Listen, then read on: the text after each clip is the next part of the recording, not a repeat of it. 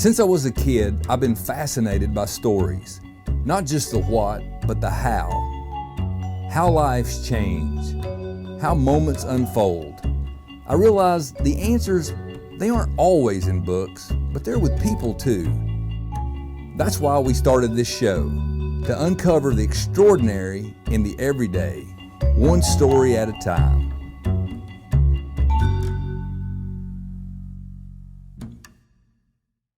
Ladies and gentlemen, welcome once again to ACTV's continuing series, Storytellers.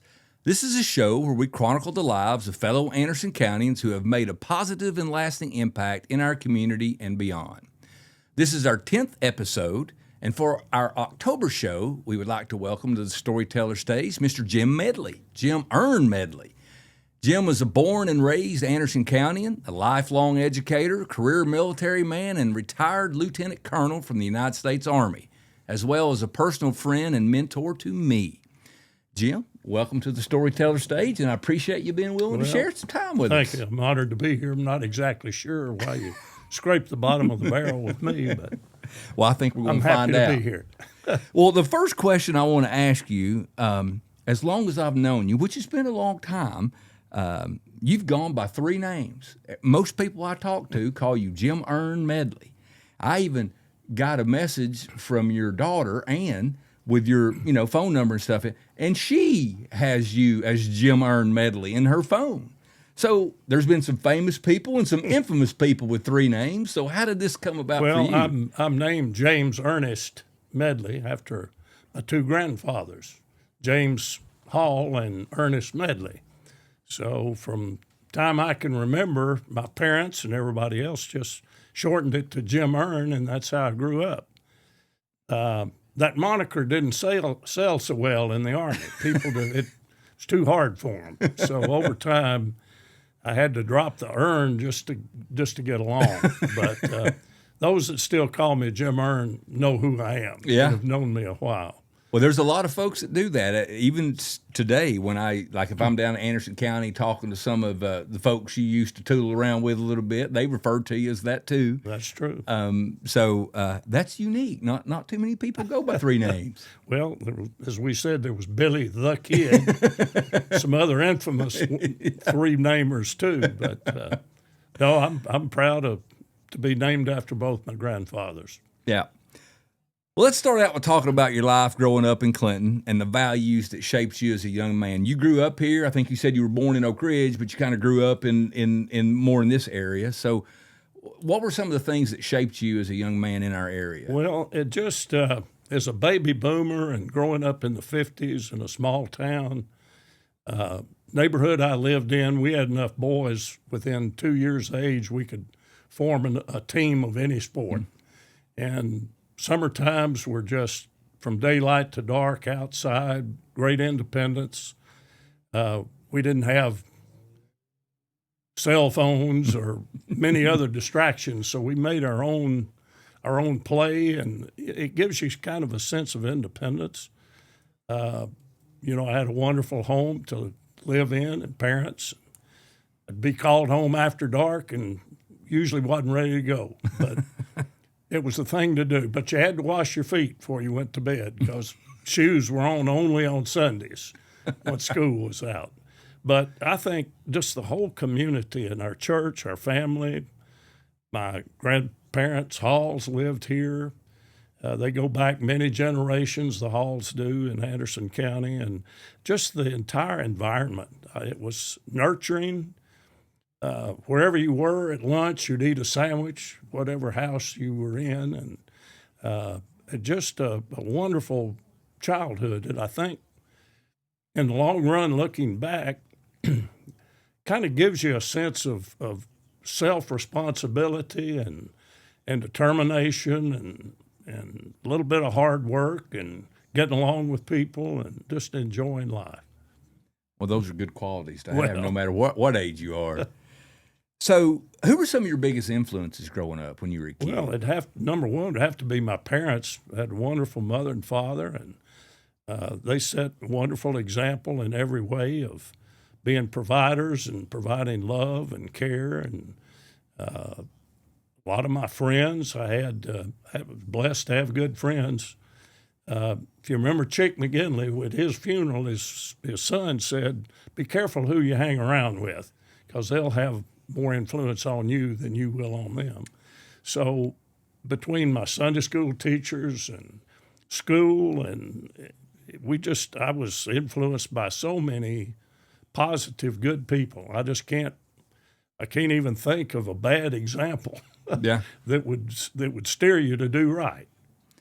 Well, how did that upbringing, how did you think that prepared you for the challenges you faced in some of the other decisions you made in your life moving forward? Well, as I've already mentioned, I think from an early stage, I was blessed to have a positive, optimistic outlook, was given a lot of freedom, and felt like you needed to be responsible. Freedom comes with being responsible. If you're not responsible, freedom goes away. And so I think that is, if I had to pick one trait, stands you in good stead to go whatever you're going to do. If you'll follow that example and do the right thing and be responsible, you'll get a lot of freedom. And I always felt like I had a lot of free will in making choices. They weren't always good, but they were mine. And I think of the great Jody Wright, who I know has been on here before, Yes. talking about how he prayed about making a decision. I'm afraid most of my decisions were made. Then I said, that was a good one, wasn't it, Lord? And most of them have been good decisions. Well, one thing that I want to talk about, because I had personal experience with this, I want to talk to you about your love for reading, because I know that's been a constant in your life. When did that discipline begin for you, and who or what was instrumental in causing you to have that love for the written word? Well, clearly it was my mother. She read to us ever since I can remember. And I think that's planted a seed that just sparked. I loved, my sister and I sit there and she would read to us before bedtime, and just in a wide variety of things. And I just took it all in, could visualize it. So that had to be the seed that was planted by her. And ever since I can remember, I just had a voracious love of reading, and still do. Read every day. And it's a vicarious way to experience a whole lot of things, and to learn a lot about people, about life. And I read in a wide variety of subjects. I love biography and military history of all kinds. I tend to get on little spurts. Right now I'm reading the autobiography of Mark Twain, who I've always enjoyed, and learning a lot about him. It wasn't all, he didn't live a perfect life, and suffered bankruptcy and loss of a child, and had his ups and downs like anybody else. I think I related one time to you the story in the 5th grade. My teacher, Ms. Kent, she had a set of 30 biographies.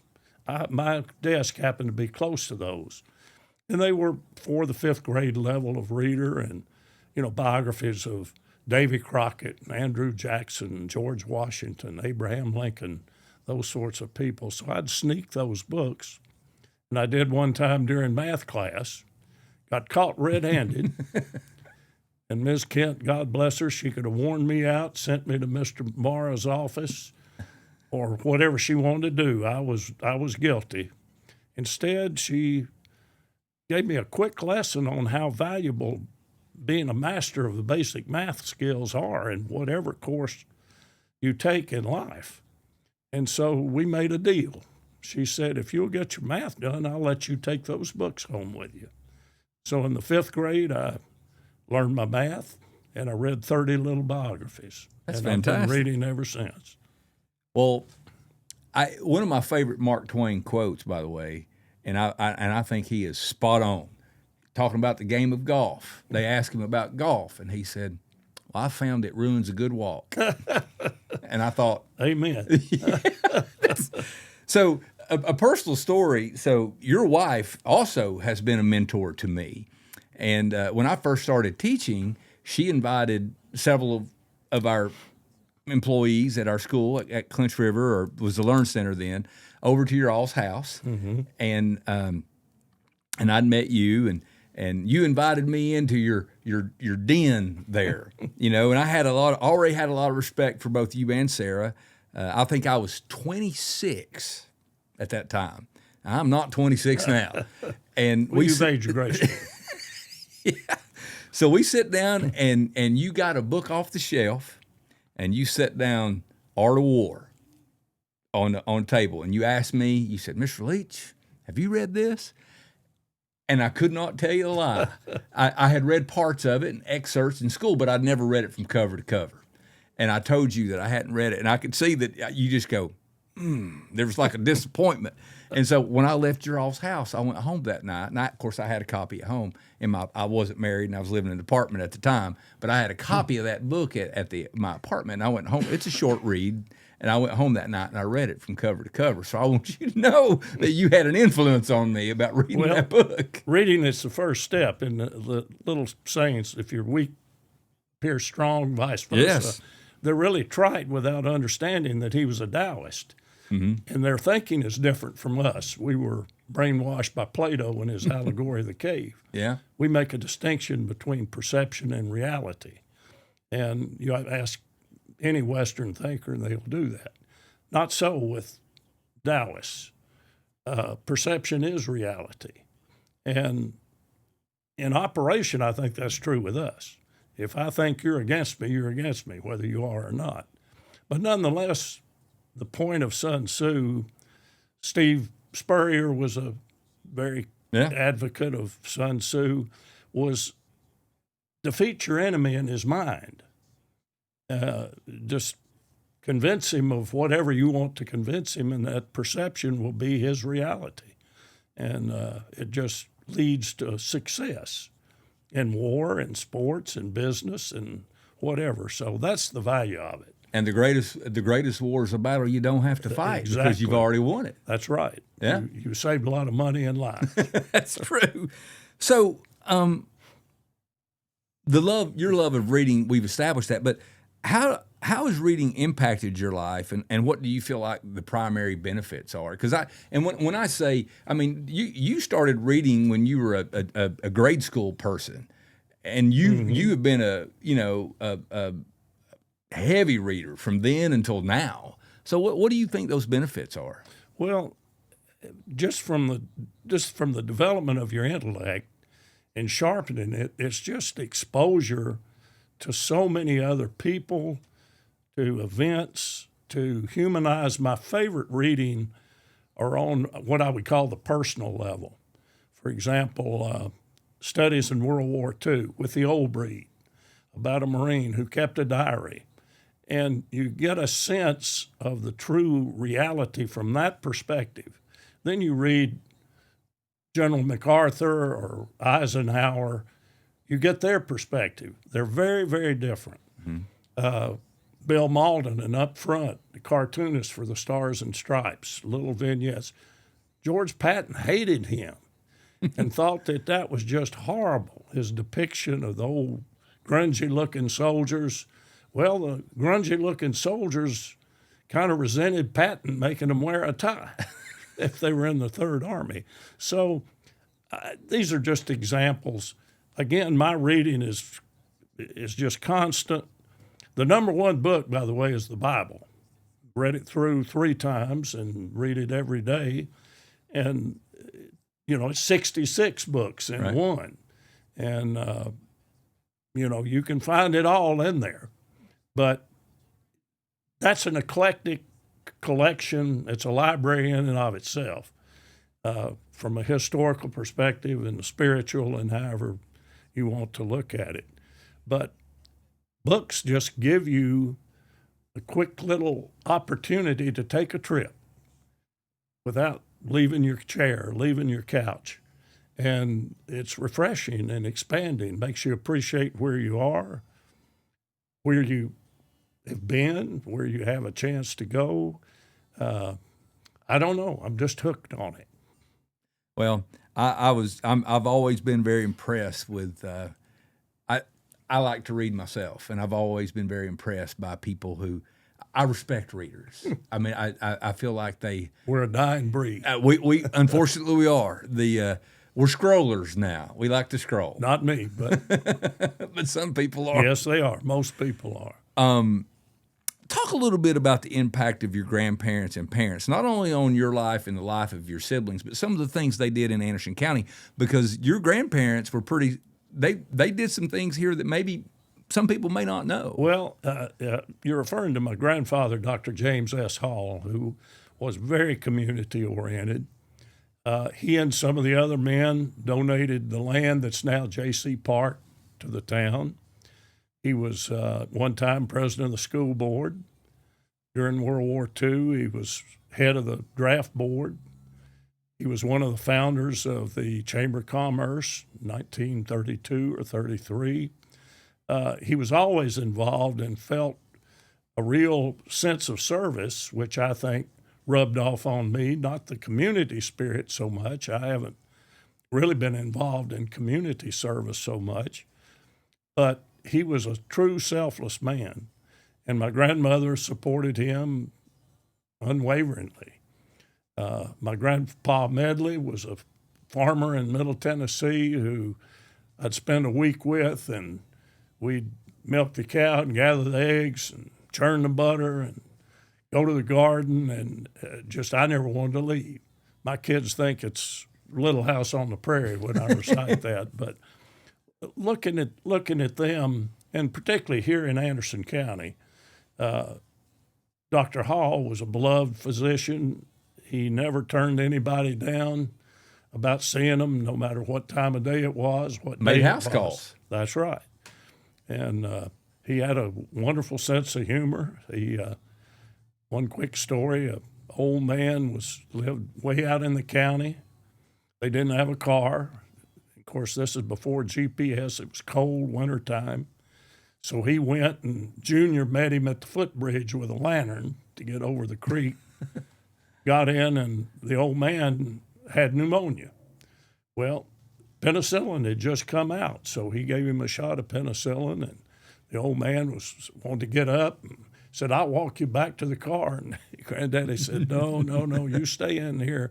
Junior could walk me back. And they had a roaring fire going, and above the mantel was a little jar of Vaseline.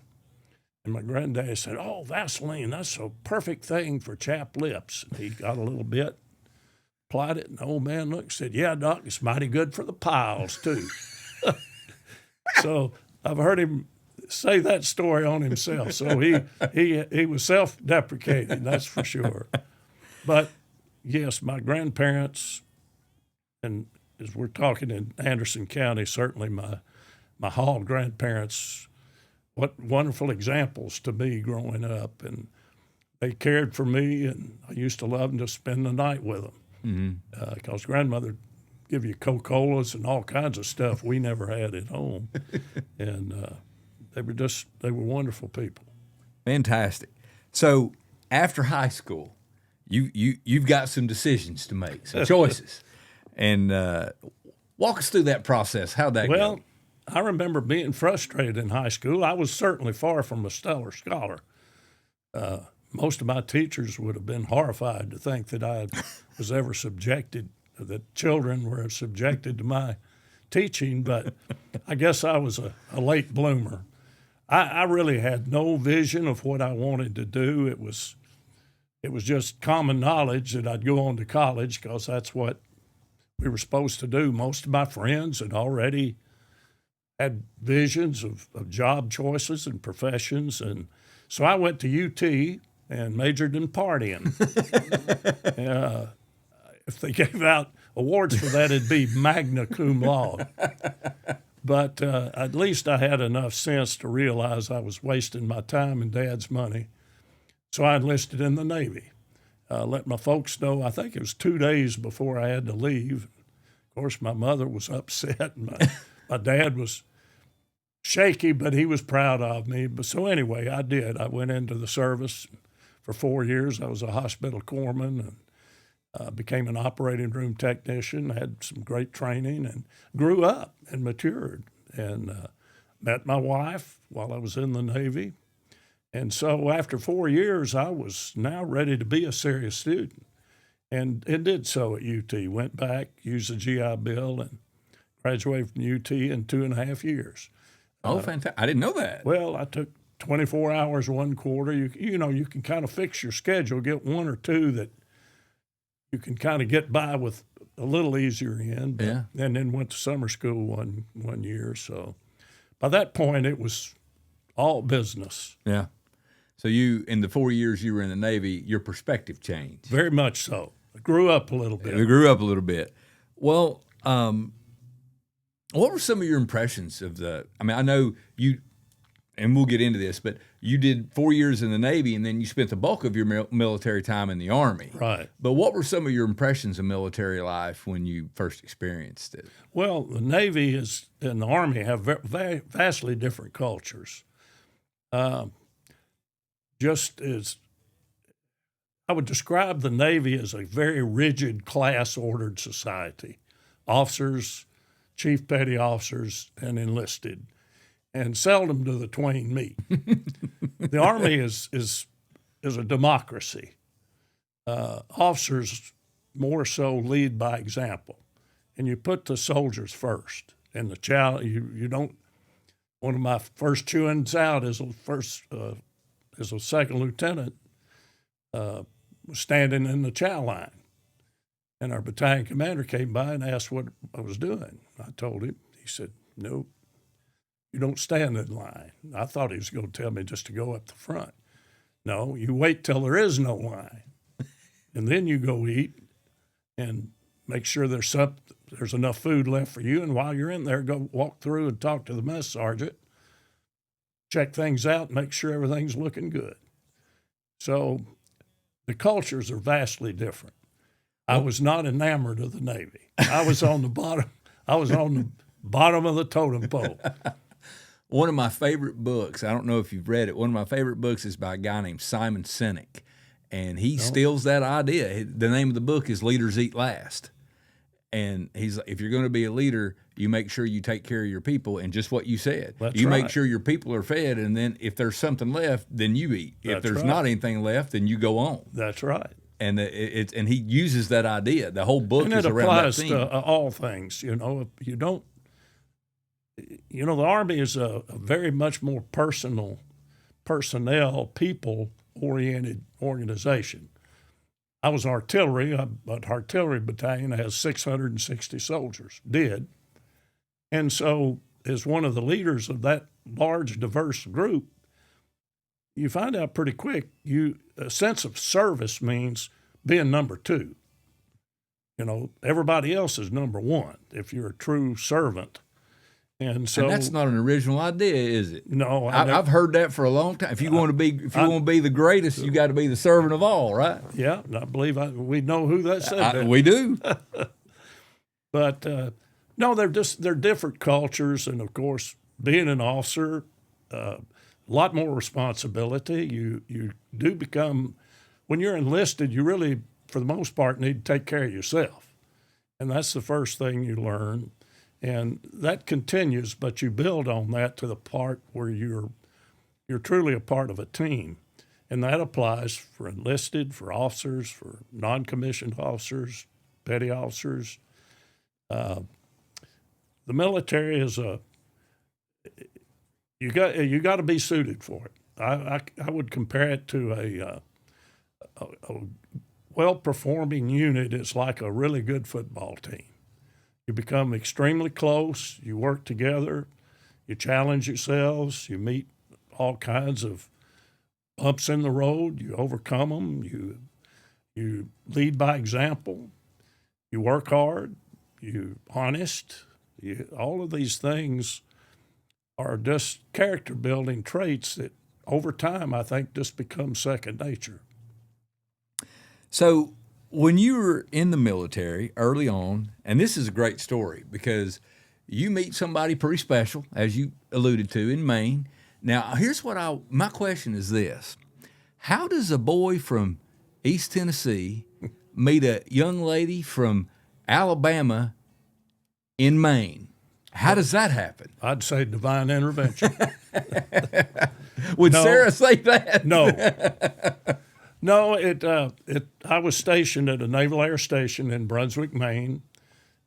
Sarah, my wife, one of her sisters was married to a Navy pilot who was stationed there. So after she graduated from college, and she was the youngest of 4 girls, they encouraged her to get away from home. She could come up and stay with them a while, and so she did. And so she had a family connection there, and then wound up teaching in literally a little one-room school in Topsom, Maine. So we met at a Halloween party. It was certainly a treat for me. I don't know if she would agree with that or not, but over time it stuck. Well, I saw this cute girl with a Southern accent in Maine. I was instantly drawn to that. I'm sure. So that's kind of how it unfolded. But it is, and Sarah always said she's always been fascinated about how people met. Every one is a unique story from the childhood sweethearts on, and I've encouraged her, well, you ought to write a little book. It'd be a bestseller, particularly. Probably the women would like it more than the men. I don't know, but that's how we met, and it really was divine intervention that we've been married 54 years. So I have so this image in my head of you two being in this room full of people and the Southern accents just whispering out to each other and drawing hers did to me, but she was cute too. So that never hurts. No, it doesn't. Who were some of your mentors in the military? Well, I was fortunate to have several. The first sergeant I had, Delta Battery 1st and 13th Artillery, Jimmy J. Richards. He went on to become a command sergeant major in Army Division. What a soldier. And led by example. I learned so much as a young officer just by watching how he operated. Another great enlisted soldier was First Sergeant Marlon Brando Phipps, 3rd of the 17th Artillery when I was a battalion executive officer. Phenomenal soldier. When I was teaching at West Point, Colonel Paul Miles, a Rhodes Scholar. He was General Westmoreland's aide-de-camp in Vietnam. One of the most brilliant individuals I've ever known. I learned to carry a 3x5 card and a pencil with you all the time. And very practical. A pencil and a 3x5 card will work in the rain. A little flimsy notebook, a notebook paper, and a pen don't do so well. And he was he had a profound influence just by being around him. And operationally, it has to be Colonel, who retired as Lieutenant General Don Holder, commander of the 2nd Armored Cavalry Regiment. A gentleman and a scholar, a phenomenal soldier. I've told Sarah this several times, and that's clearly the greatest operational assignment I had. We were busy and gone a lot in Germany, deployed, but I learned from him every day. Never heard him use a profane word or raise his voice. But he was like the old E.F. Hutton commercials. When he spoke, everybody listened. So, and there were others, but those 4 stand out, both enlisted and officers. And so you were learning from people that were in station above you and station that were below you. That's exactly right. And you're crazy if you don't pay attention to both. Right. What sort of impact did your military experience have on you as you later moved into education? Well, there's a sense of discipline and a sense of service. I always felt like my job as a teacher was to serve the students by being as knowledgeable as I could, as prepared as I could. Kids would say, well, can we eat and drink in class? And my answer was, well, no. But, something's going to get knocked over. And I didn't do it.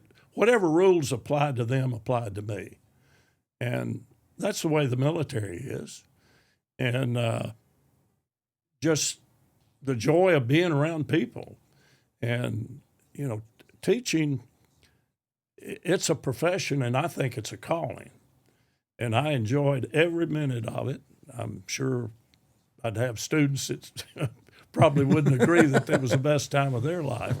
But I did always come prepared to class, was always on time, a little bit early. And whatever rules were around applied to me just as they applied to them. So you were in the Navy for 4 years and the Army for 19. 19. So so it was 23 total. Just over that. So when you were in the Army, you retired as a lieutenant colonel. Right. Correct? So you returned to Tennessee after that. I'm the prodigal son. Talk a little bit about that. What brought you back home? Well, growing up, and I loved Clinton and Anderson County, but I had this craving to see other things, be other places. Sarah and I moved 18 times in our military lives. We've been here 30 now. Mm-hmm. You couldn't move us with a fleet of semi-trucks, and we wouldn't want to. But I had had the chance for roughly 25 years to see a lot of the country, to meet all kinds of other people, live in other countries, and I just wanted to come home. And Sarah went along with it. She was a little reluctant at first. She said, "Now, I love your mother, but we'd be about 2 miles from her all the time." And but we agreed, and both of us have been tickled to death. I think getting away from home, seeing the rest of the world, and there's a lot of it that's good and interesting, but it really makes you appreciate what you have. Mm-hmm. And I was looking forward to getting back to that and haven't regretted it one iota. So when you did your post-secondary work, you didn't just do it in Knoxville. You did a little bit in Nashville. Yes. Talk about the University of Tennessee and the Vanderbilt connection. Well, first, this all started when I was accepted to go and teach history at the United States Military Academy, West Which Point. is pretty impressive. Well, I think I hit it at the right time. They were too sophisticated. They needed an old country boy to kind of level things out a little bit. And my timing was good. I had 2 officers that put in good recommendations for me. The Colonel Roy Flint, who retired as the dean, as a brigadier general, he got my little letter that Sarah thought was the most sarcastic thing. I can remember it, I think, verbatim. "Dear Colonel Flint, purpose of this letter is threefold. Introduce myself, help you determine if I've got any sense, and apply for work." And I said I love soldiering, history, and teaching. And an assignment to West Point in his department would fulfill all those things. Well, it hit his secretary, Miss Sally French, right. I learned this later because there were numerous applications for four positions. So she kind of singled my little cover letter out and made sure he read it. And later on, he said, "You know, you remind me of me a little bit," which was very flattering for Colonel Flint, who was another great mentor, too. But anyway, the first order of business is get your master's degree in history. Well, naturally, I said, "Hey, how about if I go to the University of Tennessee?" No.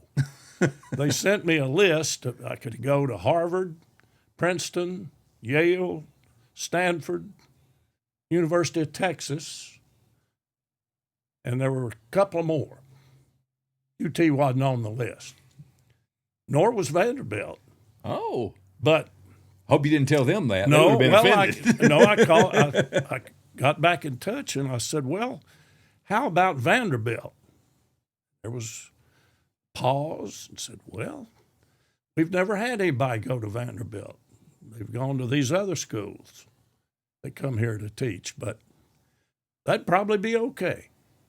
So I wound up getting accepted to Vanderbilt and spent 2 years of what I naively thought would be kind of a rest period, I worked my tail off. And of course, I'm a vault. My blood runs orange, but I have to say, mentally challenging work at Vanderbilt was exactly that. As a graduate student, we'd have a class with 3 of us and the professor, no place to hide. Yeah.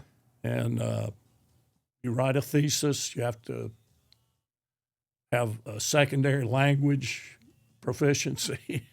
That's another whole story.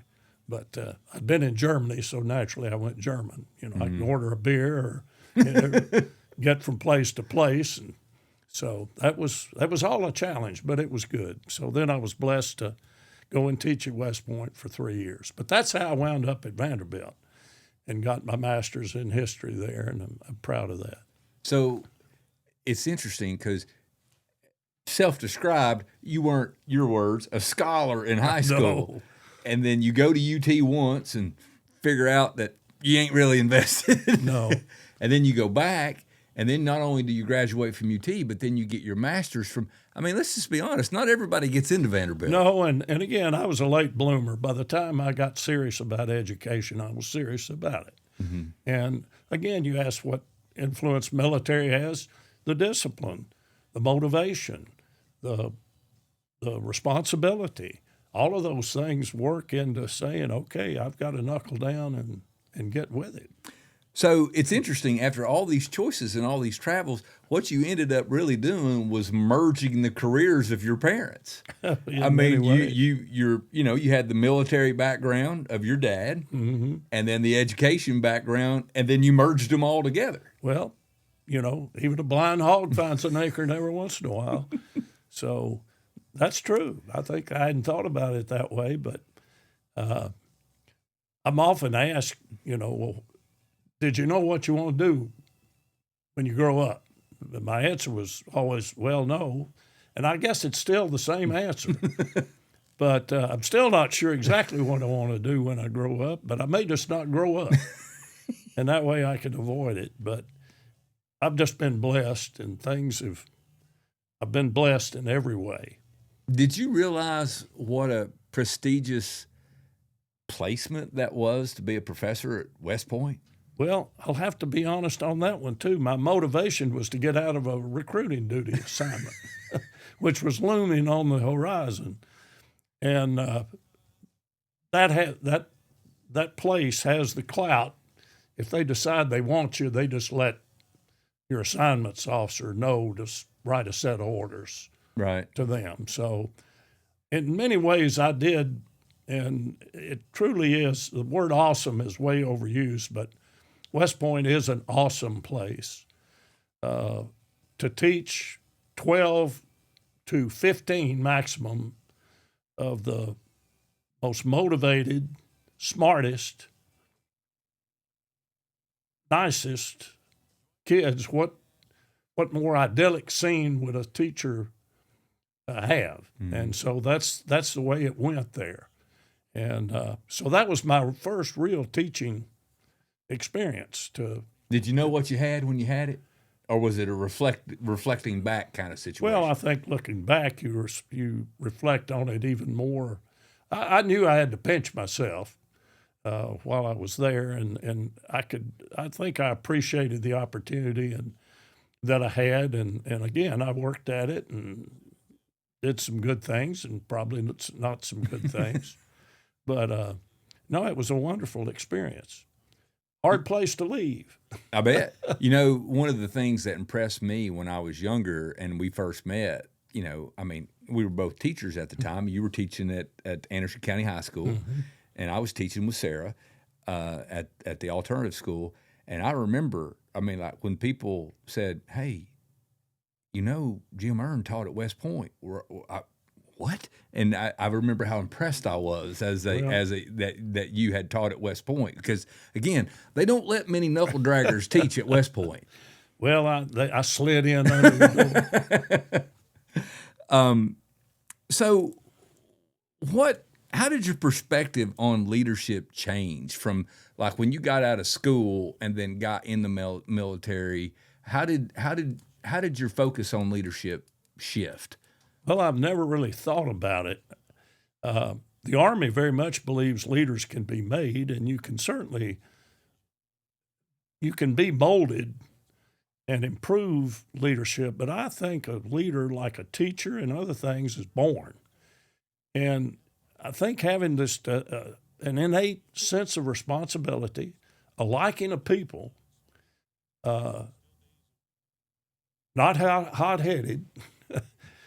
I think there's certain gifts that I've just been blessed by having personally that are conducive to falling in and being an effective leader. You know, an effective leader is someone that can get somebody to follow them, and without coercion.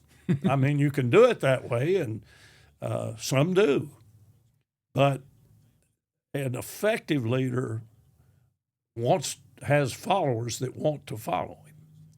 And I don't know if I can put my finger on it exactly, but overall, I sensed that I was usually pretty effective. Soldiers that I was responsible for, as far as I know, I had their respect, which is essential as a teacher too. It's nice to be liked, but it's essential to be respected in whatever you do. If you're not going to be followed, and you're going to be on the outskirts. Right. So you retired from the Army, and your rank was lieutenant colonel. So talk a bit about, because I don't know, as you went through the process of going through the ranks in the Army, like how did that happen? Talk a little bit about that process, about how you moved up, and because you led active combat troops in Operation Desert Storm. Well, I was a battalion executive officer, so I was the second ranking officer in the battalion, but promotions come by, the Army says, by the opportunity to lead at a higher level. But in reality, it's based on your past performance, which are reflected in an annual officer efficiency report, OER. You live and die by your OER. You have a rater and a senior rater. And, you know, if you've done well at the job that you've done and your efficiency report reflects that, you'll be promoted on a regular basis. For example, you're commissioned as a second lieutenant. In 2 years, if you haven't screwed up, too bad. Lieutenants are supposed to screw up, but just don't keep doing the same thing again. You know, make them scratch their head. Then you're promoted to first lieutenant. In my case, it was about 2 years and 2 months. Then you're promoted to captain. And you stay a captain a long time. In my case, it was 7 years, and that was a normal progression. Then promoted to major, and 5 years later promoted to lieutenant colonel. So, and then I retired 2 years after being promoted. I was just ready to come back home. It was an opportune time, I thought, for me and my family, and it worked out that way. So in my case, I just did what I was supposed to do and didn't mess up too bad. So I got the regular promotions as they fell into place. I bet there was more than that. No. Talk a little bit about your role when you were in Desert Storm in the Persian Gulf War. What was your role in that war, and what were your goals and objectives? Well, we didn't ask to be deployed. We were notified on November, I can't remember the exact date, that we were in Germany. I was a battalion executive officer of the 155 Artillery Battalion, 24 howitzers, 660 soldiers. So we had to deploy to Saudi Arabia from Germany. And weather was getting nasty. We spent Thanksgiving Day at the railhead, spitting snow, and our mess hall guys kept us in hot coffee and hot soup, and we had a shed we could get in, and we were kind of like Jimmy Rogers waiting for a train. And they'd show up, and we'd get our vehicles chained down, and off they went towards Bremerhaven in northern Germany, and we got all that done. Took us about 30 days, and deployed. Our objective was to get home as quick as we could, Yeah, sure. as safely as we could. And once the war started, those things didn't really change. I was blessed to be if you got to be in the war, that was the right one to be in. It went our way, and we were in direct support of the 3rd Squadron of the 2nd Armored Cavalry Regiment that led the 7th Corps attack into Kuwait. And so we had a very important mission, and we wanted to accomplish that. We fired, I believe it was 1,400 rounds of 155. Most of our fire missions were called by aviation units that were far enough ahead. Had a lot of prisoners to deal with. We didn't lose a single soldier. All those were goals. We had 2 wounded and lost 1 vehicle, and we got safely home back to Germany after a successful war, and you can't ask for any better than that. Right. I did, by the way, I spent the war looking at my gas gauge. I think I mentioned this to you before. We consumed about 10,000 gallons of fuel a day, and we had 3 5,000-gallon tankers. So we used up 2 of those every day, just moving. And You were moving pretty fast. we were moving, and did so from Saudi Arabia into just south of Kuwait City by the end of the war. So every day it was a massive road march, stopping to shoot here and there and keep going. So one of my biggest responsibilities is make sure we hit that next fuel point and get our tankers filled up. And we looked like the Clampetts headed for Beverly Hills. We had stuff tied on everything. We've got 9 men in a howitzer section, and each of them have 2 duffel bags and 2 weeks' worth of MREs and cases of water and M16 ammunition, 50 caliber ammunition, our howitzer ammunition. We were loaded. And I thought back to Napoleon, who was, considered a bit of a pretty successful military figure, Yeah. who said tactics is for amateurs, logistics is for experts. And so I certainly learned the truth and validity of that. But again, we came through it unscathed and did our job and took pride in doing so. Did you personally, how did you feel the weight of that responsibility of leading those troops? Well, you can't help but worry about them. My driver, Lee Ward, fine young soldier, bless his heart, he had to put up with me. He was like my son. I was fussing at him most of the time, and he took it in good humor. He came to me right before we were, in fact, 2 occasions, right before we launched the war, and we had a Jewish soldier that I didn't know. He knew, and he said he had put Protestant on his dog tag, and it worried him. And in case he was going to be captured. And he said, I've sold out my faith. Well, I said, bring him over the tent. Let's talk to him. So we had a good long conversation, and I guess I was just trying to reassure him that, his faith was between him and his God. Didn't have anything to do with what was written on the dog tag. So, and the other one, this was after the war. We craved mail. We'd get mail maybe every 4 or 5 days if we were lucky. I think that's been true for any soldier anywhere. Absolutely. It was your one touch of home. Well, again, Lee Ward came and said, sir, we've got PFC so-and-so. He hadn't got a piece of mail, and he's really down in the dumps. Well, we were starting to get any soldier mail that was coming from places all over the country, and they divided up, and we'd get 20, 25 pieces.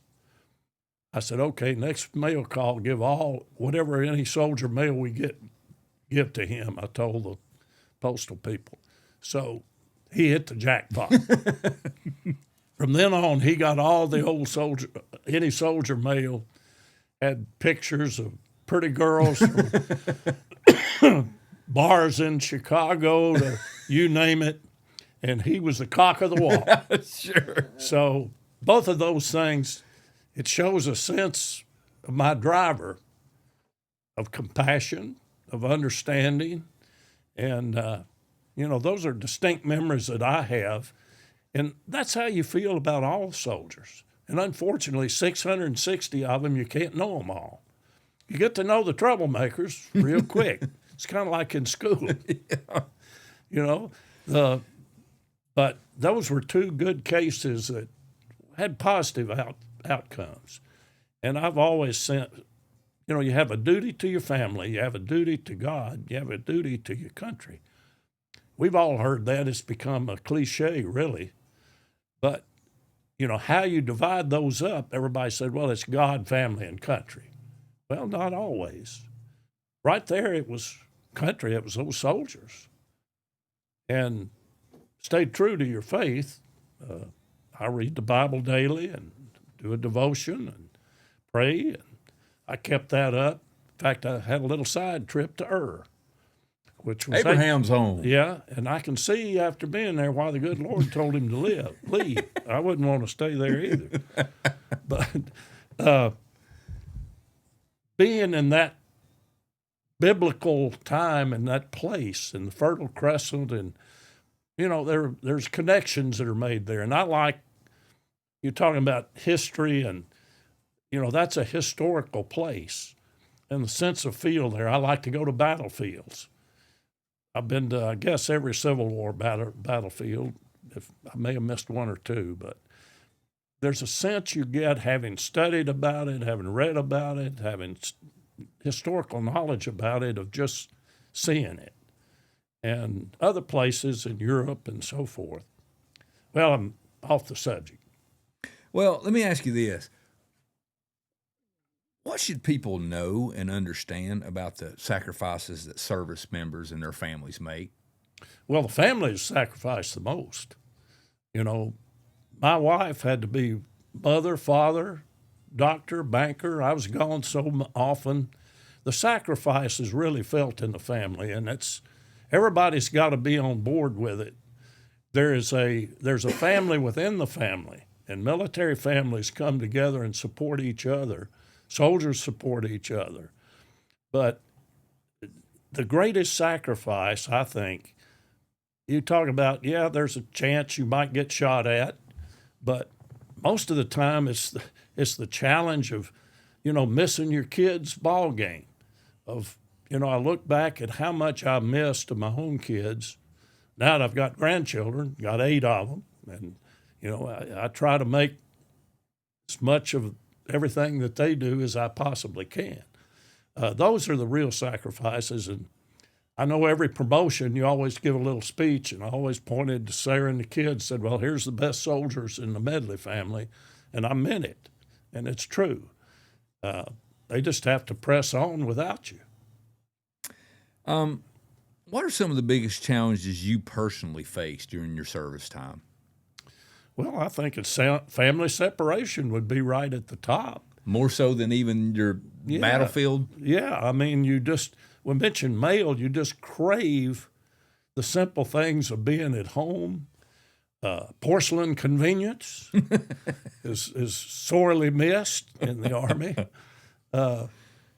It's that clearly to me is where the biggest challenges and sacrifices, and it was a two-way street, I know, but in many cases, you just you feel alone a little bit. My dad gave me one piece of advice: never feel sorry for yourself, and that's good advice, and I try to follow that. So, you have to keep yourself bucked up. That's true. That's true. What are some of your proudest moments while you were in the military? Well,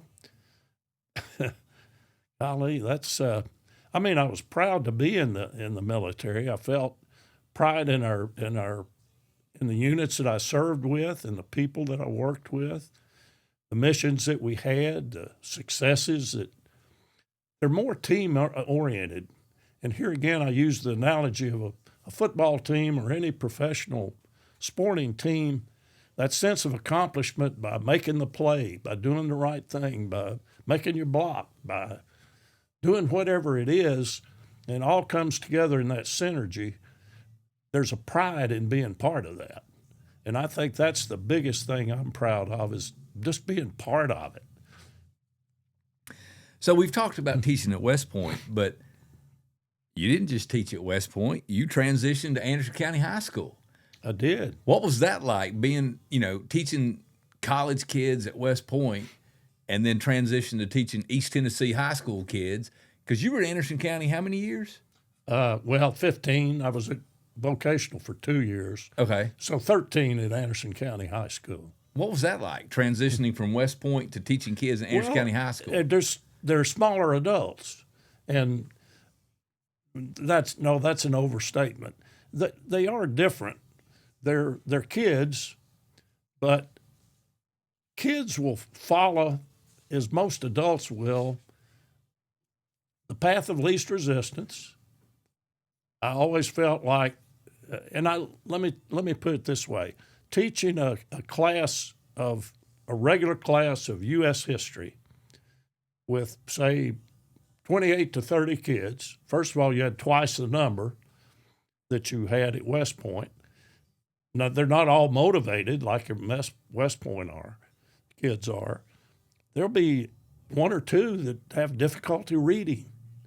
There'll be two or three that are bored to death because they know all this stuff. They're smart. They want challenges. You really have those five, there's a word for that. I can't think of it. It's a percentage, 20%, 20%, 20, 20. Mm-hmm.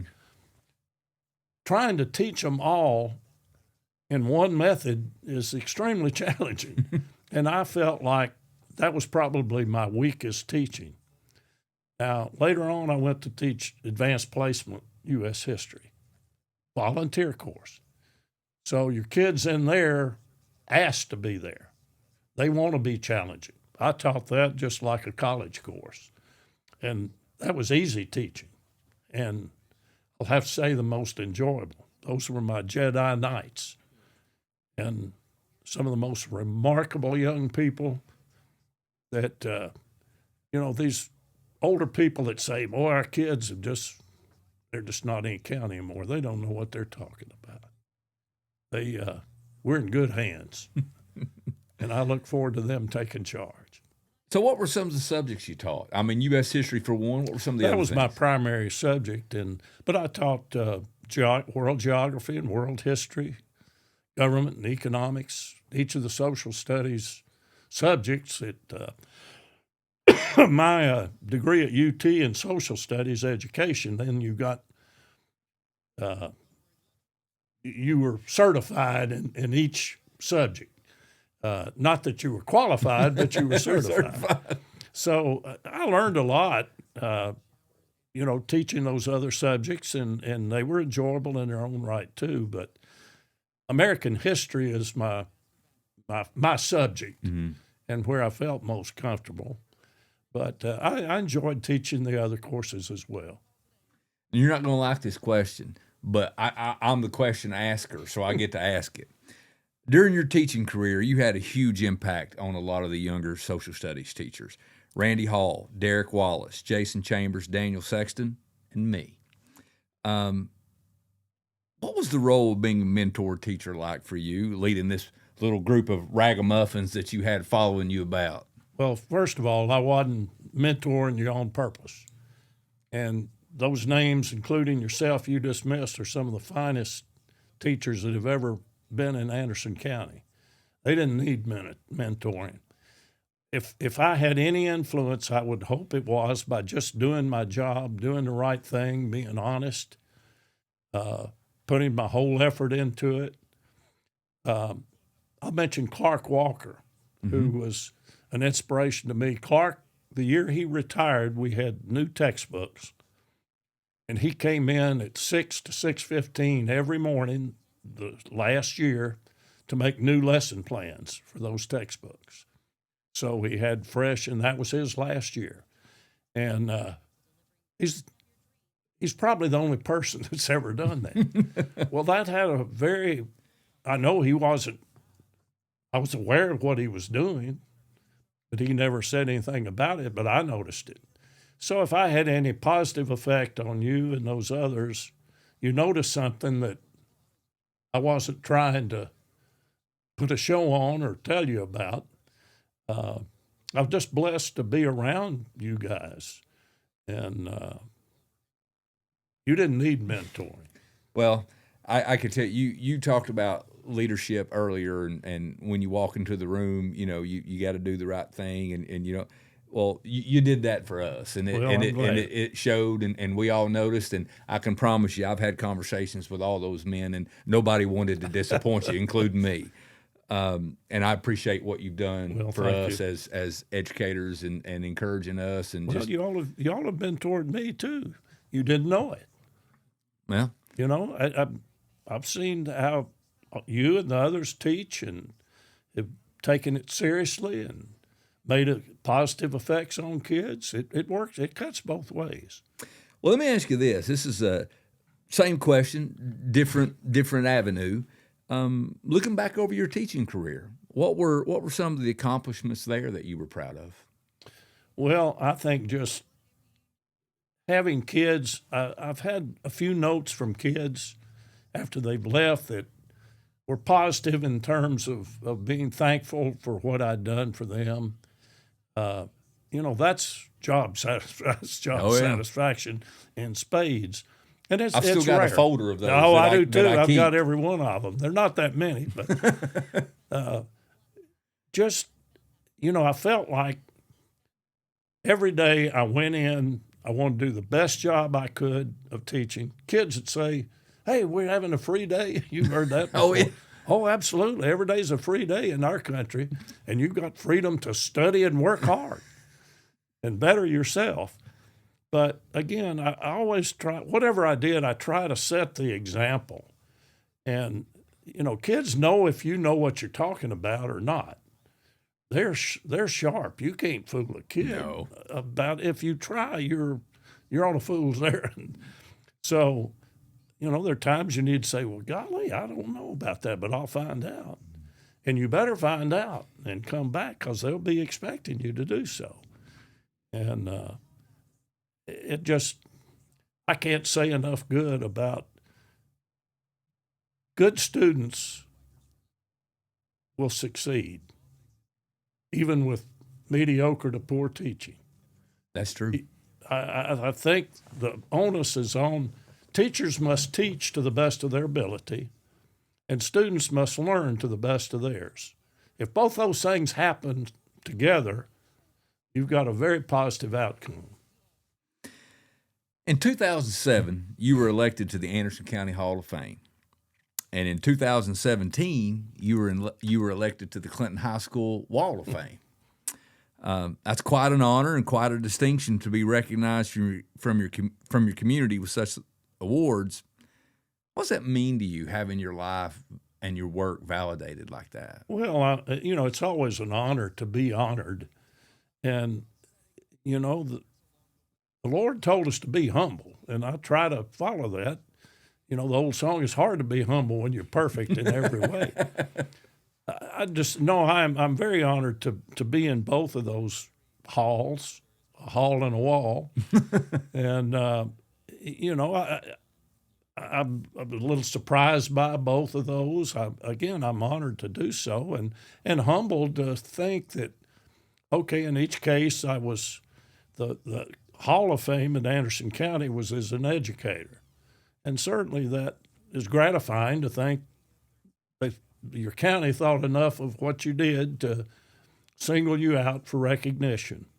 Pat Summit was the presenter at that, so I got to meet her. That was a unique opportunity. And then the Wall of Fame, I think it was a combination of being an educator and my military service. And again, both are to be recognized as the two things you've done for a living, you've done okay, and people want to acknowledge that that you did a good job, and it's gratifying. So reflecting back on a life filled with service in the military and serving the students and the community of Anderson County, what are some of the lessons you've learned that you feel like you could share with other people? Always be number two. Open the door for somebody. Let them go ahead of you. Do some little thing for somebody. Smile, speak. Put others ahead of yourself. And if you'll just start practicing that, before long it'll just come naturally. And to me, that's what a sense of service means. And you can apply it every day in big ways and small. And it's like witnessing. I always, and I know you're a churchgoer, and witnessing is something we're supposed to do. Well, if someone proselytizes to me, I get nervous, and I don't do that. And I think of my brother-in-law, Glenn Oakes, who goes to a large church in Florida, and they had a big service organization called the James Boys that put on roofs and built wheelchair ramps and did a lot of good things. Yeah. And the fellow that ran, they had a fellow named Scotty, who I never got to meet. Glenn was asking him one day and talking about witnessing. He said, I really not good at that. I know I should do it. And Scotty laughed and said, well, Glenn, you witness all the time. Every once in a while, you may say something. Yeah, that's the right way to do it. To me, that's the effective way to witness. And that's being a servant, serving, serve others, put others' needs before yourself. Eat last, open the door first, say yes, be polite, smile. These are simple things that, to me, if you'll just start practicing those, you won't even have to think about it. One of the things that I have learned is that service is a universal language. It doesn't matter if you speak Swahili, Hebrew, Italian, French. Everybody understands service, That's true. And everybody knows what it means, and it crosses boundaries and ethical boundaries and religious. I mean, you're right. It's I think Saint Francis said, I read once, Saint Francis says, preach the gospel at all times, and if necessary, use words. I thought that's pretty good. That is good. So, as a lifelong reader, I'm back to that again.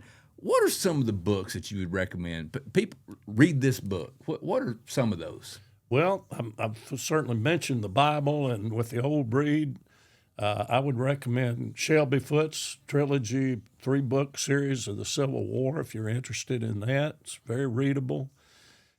Read good literature. Mark Twain, I'm reading his biography right now, The Innocents Abroad. You'll laugh from one end to the other. It's just beautiful literature. Adventure. The C.S. Forester, the Hornblower series. These are old books that I just devoured. Can't think of I like mysteries. I like a wide variety of things. The Forgotten Soldier, by a German soldier that fought in World War II, from his perspective. Wonderful, compelling book. The Art of War by Sun Tzu, but study up on Taoism before you read it, and it'll mean a lot more to you. It makes more sense. Avoid war and peace at all costs. No Tolstoy? No, that's not true. I actually like that Did book. you? Okay. I admit it. But I guess it's hard to single out a lot of just good writing. Killer's Angels, a historical fiction. I enjoyed that one.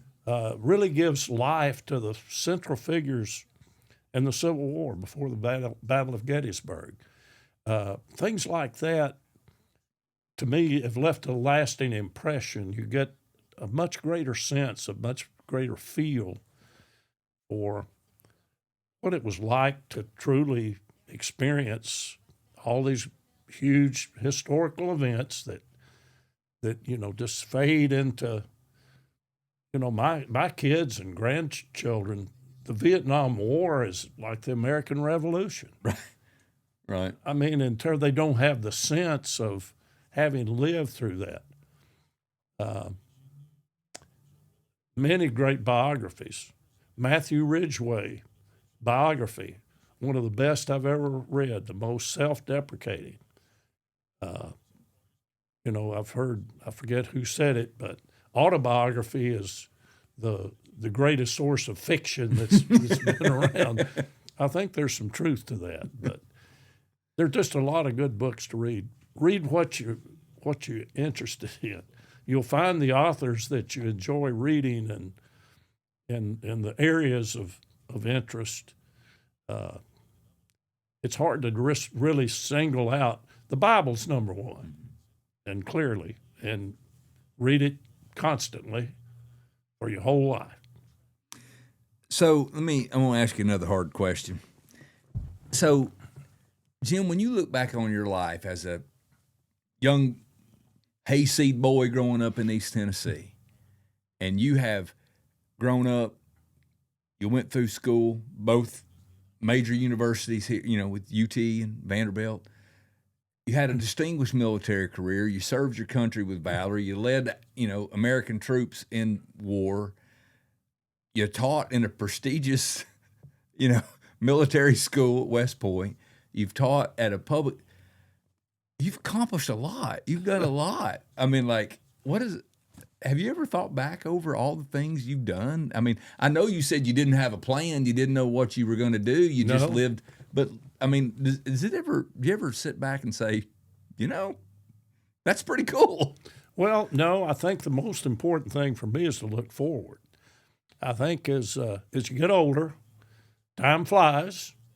You look back and say, I retired from the Army 30 years ago. I retired from teaching 15 years ago. Seems like yesterday.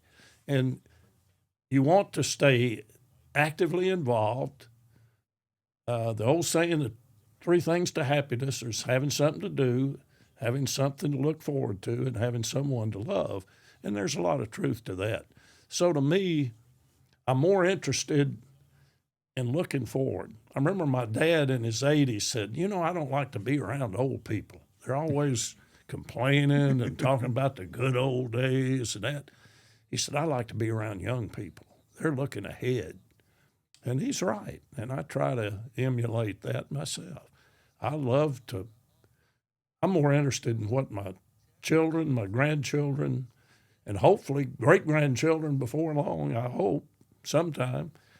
I'm interested in what they're doing, and I want them to have the opportunities to pursue their lives and enjoy theirs as much as I've enjoyed mine.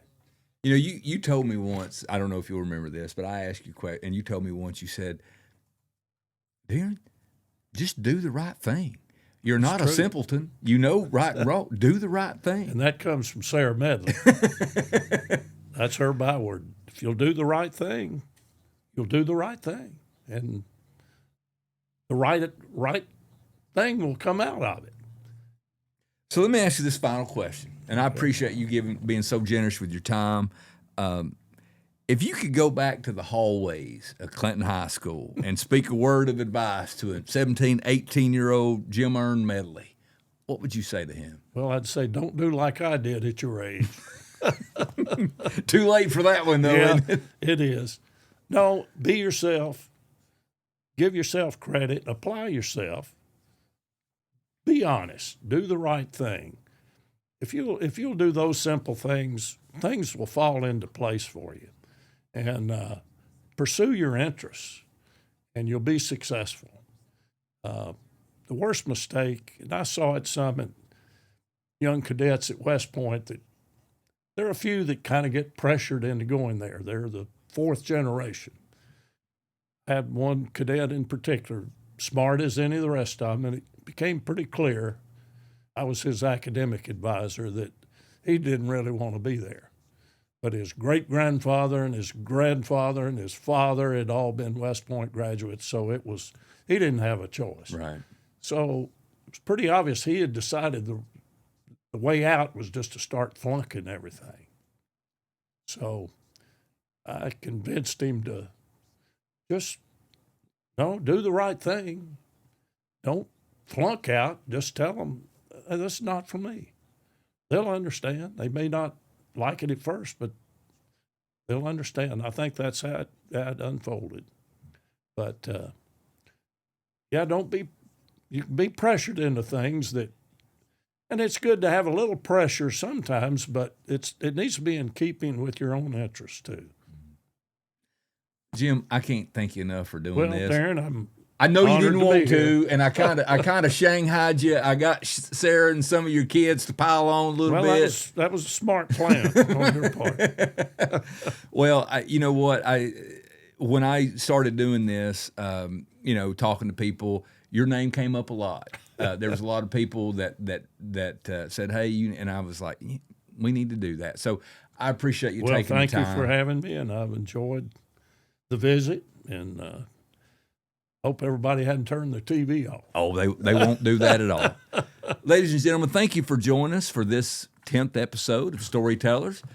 Be sure to tune in November when we'll have another episode ready for you of someone from Anderson County who's accomplished something significant. We'll see you in November.